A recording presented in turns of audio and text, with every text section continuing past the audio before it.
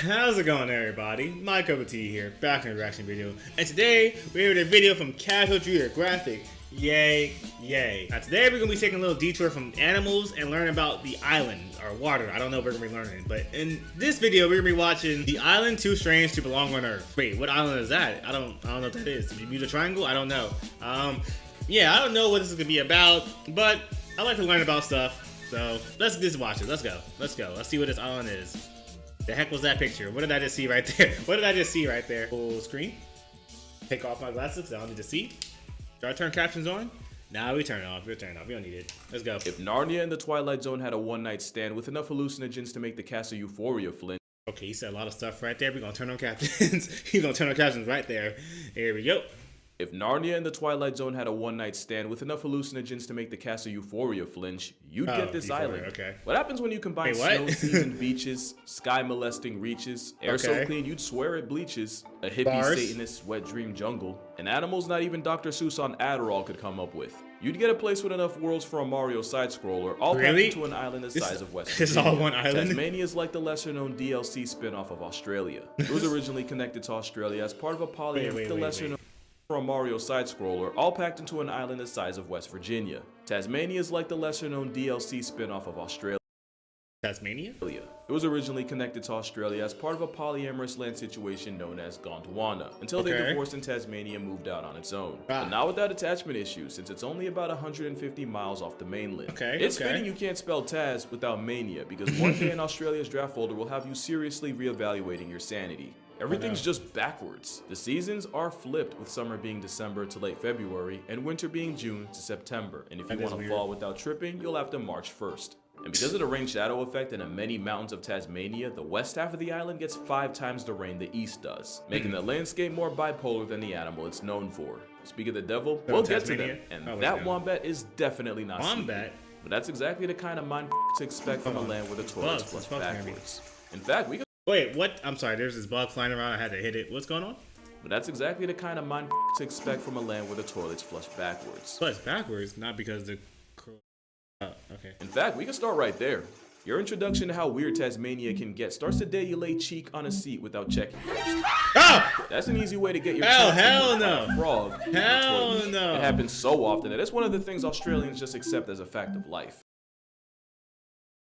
Is this true, Australia? Australians, is this true? You got frogs in your toilets? You got what? What?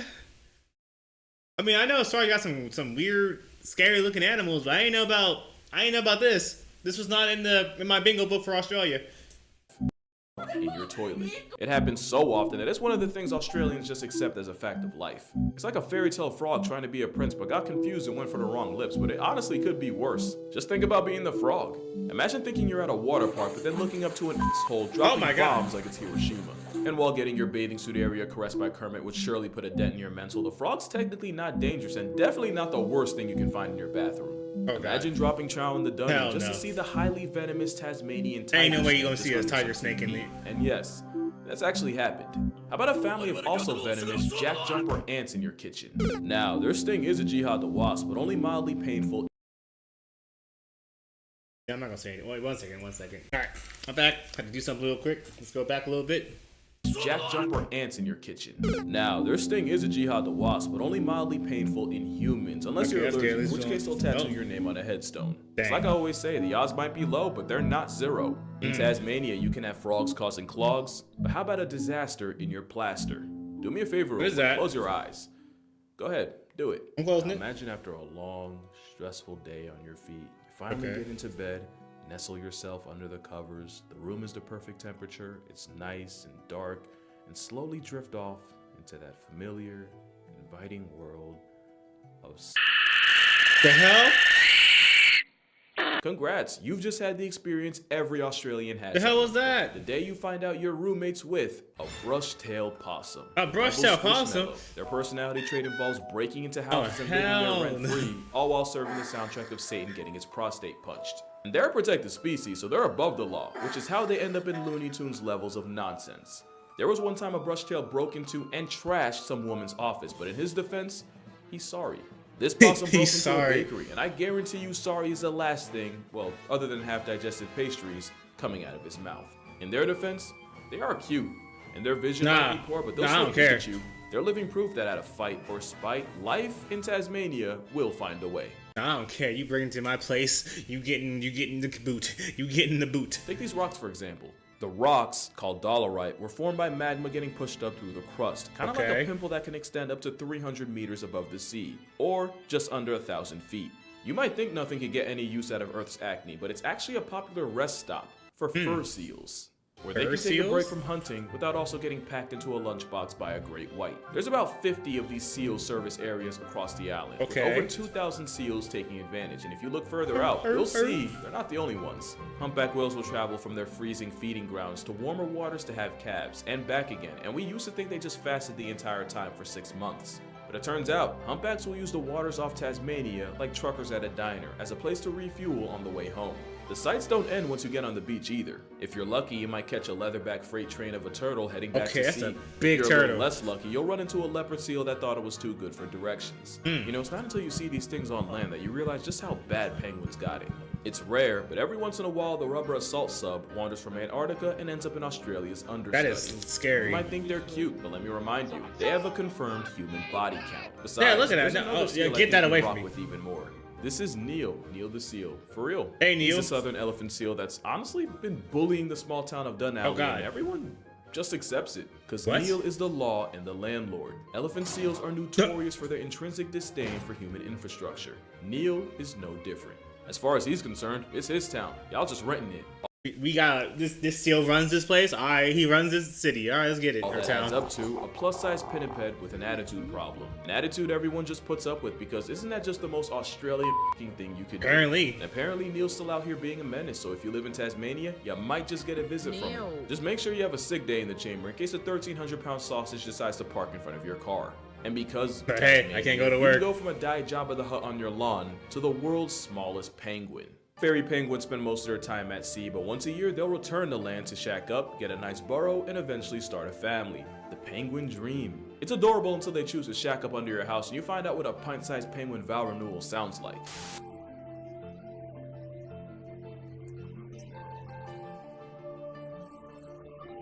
I don't like that. Yeah, no, I'm not going to sleep. I owe you an apology. But since Australia is nothing but a compromise with nature, they get the same diplomatic immunity as Neil. Of course they do. Even places where you can watch hordes of travel-sized blue penguins coming home after a long day at sea. And if you're really lucky, you'll see what happens when he comes home to his wife getting her plumbing fixed by someone else. Scrapping. Though, they don't like bright lights, but they're chill around red. I don't really know why, but them's the rules. Speaking of rules, you've probably heard of island gigantism, where animals become the supersized version of themselves if they've been marooned long enough. The heck was that? What was this? What was this here? Of island gigantism, where animals become the super. What is that?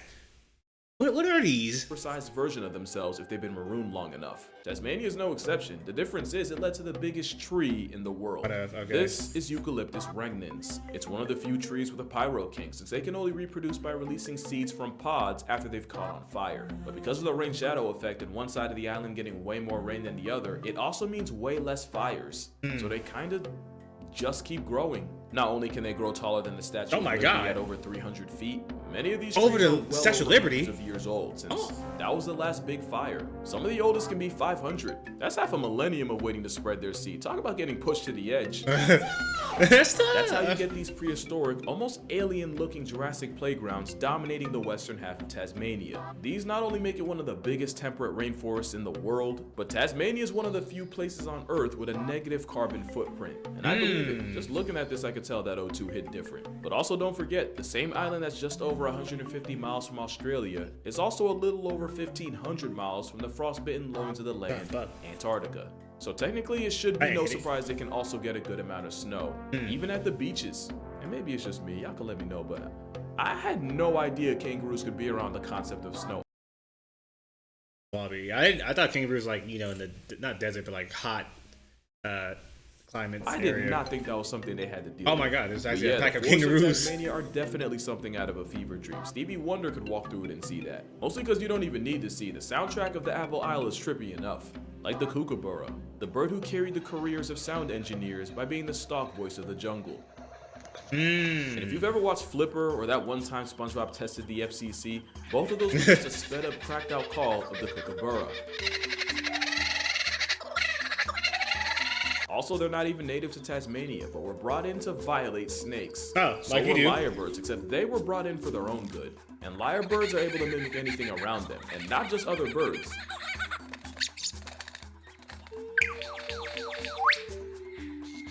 There was a lyrebird named Chuck who lived in the Adelaide Zoo while a new exhibit was being built. So guess what he did? What did he do?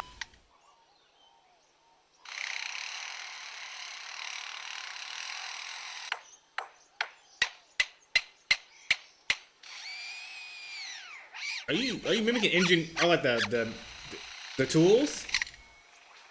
And here you have a lyrebird imitating a child.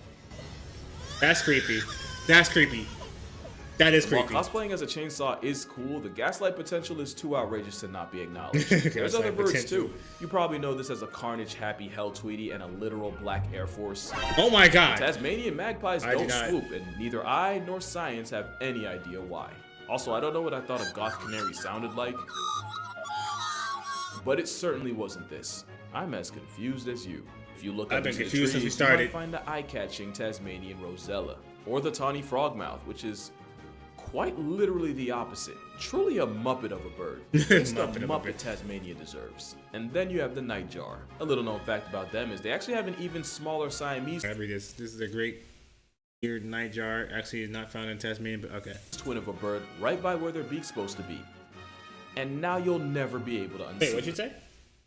And then you have the nightjar. A little known fact about them is they actually have an even smaller Siamese twin of a bird right by where their beak's supposed to be. What? Is it right here? What? What? And now, wait, what? What? They have an even smaller Siamania deserves. And then you have the nightjar. A little known fact about them is they actually have an even smaller Siamese twin of a bird right by where their beak's supposed to be. Oh, so this is the nightjar bird. I mean, this is the, wow, why? That's weird.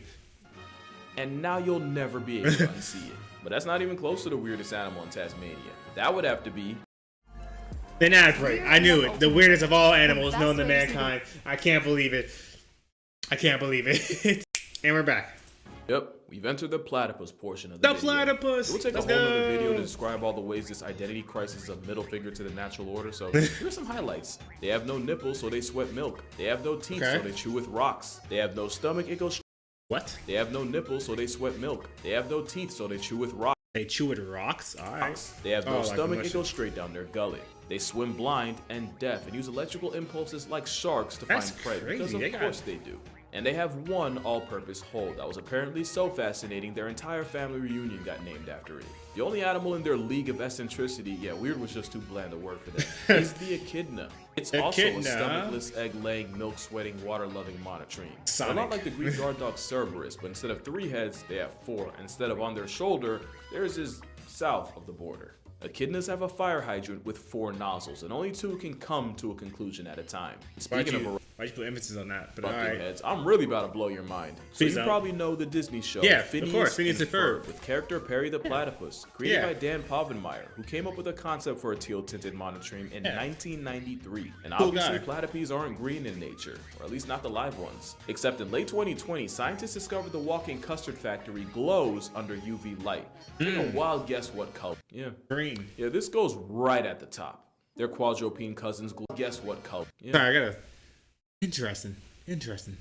Yeah, this goes right at the top. Their quadrupedal cousins glow too. In fact, we found out that a lot, if not most, Australian mammals show out under ultraviolet. And yeah, if anyone has a reason other than that's just Australia, I would love to hear it. And if you thought it couldn't get weirder, 1, you're not giving Tasmania nearly enough credit, and 2, there's an animal here that catches bodies and uses light to do it. Anglerfish, This underground light show is a cave full of glowworms. They're not worms, but the larvae of a type of gnat that uses bioluminescence to lure insects in, and a thread hanging from the cave ceiling to trap them. Straight out of the page of the anglerfish playbook. Once a victim flies too close to the sun, the larva pulls them up to revoke their existence. Sea sparkles are a lot less dramatic, and these are caused by bioluminescent plankton that, like Skechers, light up when disturbed. I actually went to a bioluminescent bay in the Cayman Islands, and even though it means swimming in a microscopic mosh pit, it's definitely a trippy ride everyone should experience at least once. I'm but good. it I can't has swim. nothing I don't want on to. Aurora australis. Now, I could give you the scientific explanation that the lights come from charged particles from the sun hitting atoms in the atmosphere, You could. getting them more riled up than a fan getting an athlete's sweat sleeve, and releasing energy in the form of light.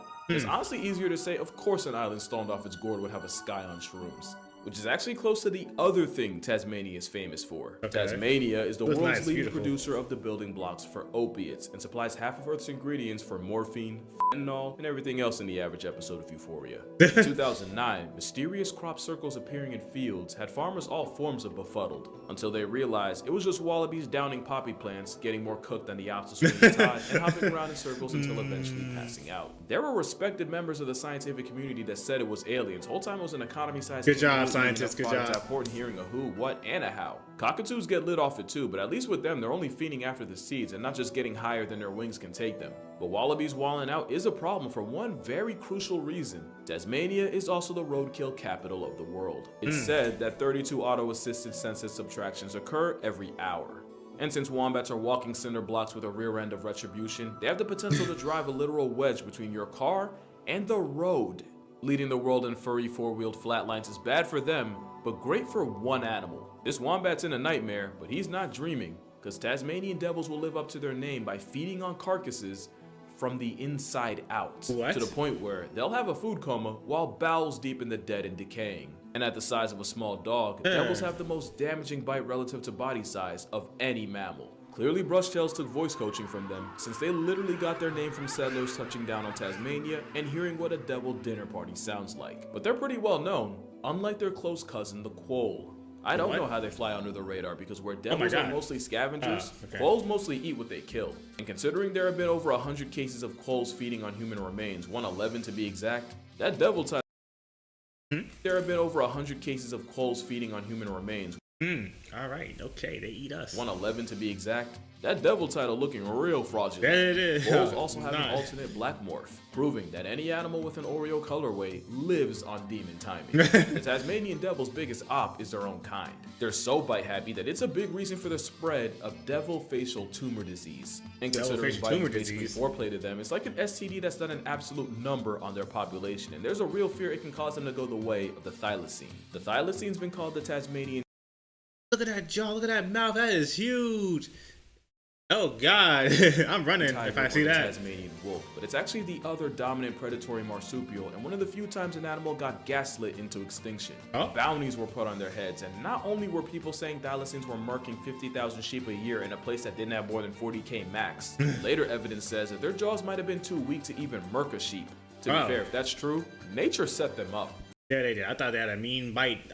Dang, nature, you scary. You and weird. And in 1936, the last known thylacine named Benjamin died in the Hobart Zoo, almost fittingly enough after being locked out of his sleeping area, and the bipolar Tasman weather finished him off. But from everything we've learned about Tasmania, you knew they weren't gonna let that slide. Since 2005, devil diehards have been creating insurance populations of those without the disease, and even established an inaugural class of imps on the nearby Maria Island. There have also been efforts to create a vaccine to save the mascot of Tassie, and as of 2023, it's officially been approved for testing. And after a 3,000-year devil absence, Tasmanian devils were born on the Australian mainland after 44 of them were drafted in 2011 to a breeding program for the Aussie Arc Devil Project, which good for them. Definitely sounds like a cult. It does, even got dogs working as wingmen for the devils by smelling when a female's ready to mate, date, and procreate so they can get her set up with a male. Since then, about 500 joeys have joined the devil database, and they might not be the only ones making a comeback. There's a good number of people that believe that the thylacine is still out there, and with a lot of the Tasman wilderness being straight up inaccessible to most people,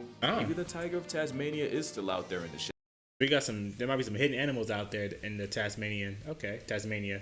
Okay. It's a very interesting island. And honestly, staying low-key is probably their best move. Yes, it is. That's really Tasmania as a whole. How such a medley of mind-fuckery and generational balderdash can be so underrated is beyond me. But if I've learned anything about Tasmanians, that's exactly how they want it. But that's gonna do it for this video that was actually inspired by this animation by Felix Colgrave. I'm not gonna spoil too much, but it basically shows you what a day in the Tasman wilderness might look like. I'm gonna put a link in the description. Definitely go check that out. Friendly reminder that I am selling calendars. Link will also be down below. Well, that's a nice animation right there. Parents, if you see a thylacine for their own good, no you didn't. And I'm gonna see y'all no, you in the did. next one.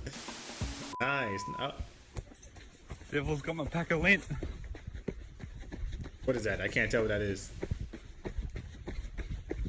He's got my lint. Oh, you got your lint? Oh.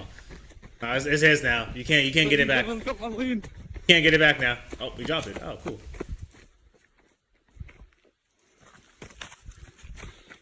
78%, you mongrel. You mongrel. All right, and that was Tasmania. Okay, so we have, like you mentioned, a lot of biomes, a lot of different stuff going on. One side of the island has like a lot of rain, the other side has none. You got tall trees, weird animals. It's Australia, it's close to Australia, so yeah, weird animals. Apparently, certain dolphins run the, not dolphins, seals run the place, run the city, town, and penguins. That frog thing with the toilets and snake, that's definitely an Australian thing. I think that's crazy. I don't know which is crazier, Florida people or Australia people. Like what goes down in because what goes down in Australia is like the animals. What goes down in Florida is just people being weird. I don't know. I don't know. I didn't know Tasmania was like that. I'm glad I know. I don't know what to say. I'm still trying to figure out like how to process this. And they also got some giant creatures too, apparently, because of the, I forgot what he called it, the giant thing that goes on. But we are saving some animals' lives. I forgot the name of the animals that he mentioned, the devil something. That's good for them. That's good for Australia. They're saving them, making them repopulate. And yeah, this is a good video. Good information right here. Good knowledge. Good knowledge. You guys know about Tasmania and how crazy it is, how strange it is? Because that was a first for me. Because the only time I know about Tasmania is a Tasmanian devil, like Bugs Bunny and them Looney Tunes. But I didn't know the island was also crazy. You know, it makes sense. Tasmania, Tasmanian devil, it makes sense. They're both crazy. But yeah, we're gonna end the video right here. I don't know what else I can say. I'm just blown away. What was it, the possum thing that he had us? Like when I had closed my eyes, that actually tripped me up a little bit. Like, oh shoot, that's terrifying to hear. Hear that in the middle of the night? That's terrifying. Wouldn't be me. I would be booking a plane ticket to not there. But yeah, I hope you enjoyed my reaction and thank you for watching. My cup of tea is out of here. Sayonara. Imagine me trying to back out my driveway and all of a sudden there's this big dolphin or big seal blocking my way. Like, hey. Oh well, let me call my boss. Hey, yo, boss. Yo, that dolphin back, or that seal back. I can't go to work. He blocking the way. He blocking the way. I'm sorry, boss. When he gonna move? I don't know. That's for him to decide. I can't go against the leader of this place.